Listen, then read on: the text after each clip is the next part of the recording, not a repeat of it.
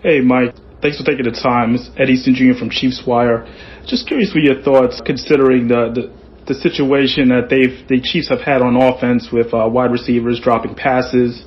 Will this affect the way they look at the market in terms of free agency and the way they try to retain Chris Jones moving forward?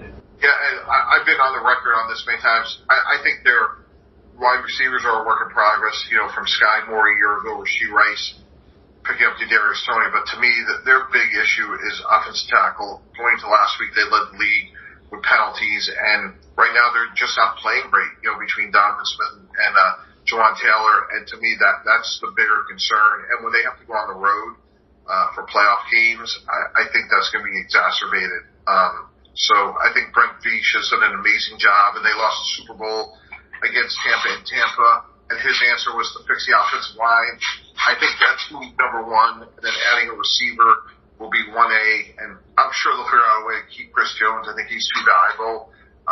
It may cost them some other veterans, but I don't think it would be Chris Jones. Just want to get your thoughts, obviously, with your experience with handling different drafts for different teams.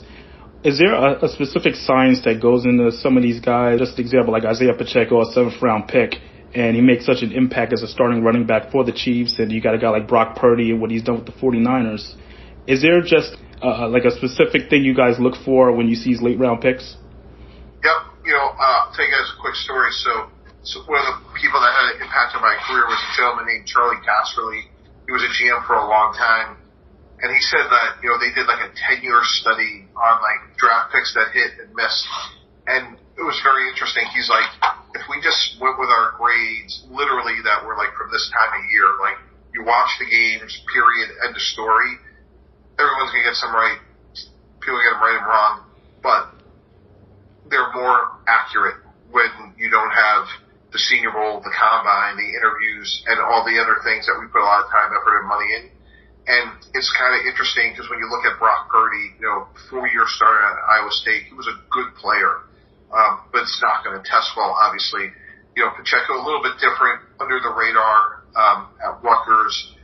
But when you put it on the film, they're really playing the same way they played in college. And when you see, Coach Parcells always had an expression like in the late round, like you want to draft an attribute, and that attribute can be production. And certainly, like in Purdy's case, like you're drafting experience. So, not all late round picks are going to work out, as we well know, but like that to me, like Purdy's a really good example of like the Casserly lesson of like if you just go by the film and ignore everything else. And again, that's where I give the Rams a lot of credit. That sort of like paid off handsomely for the 49ers.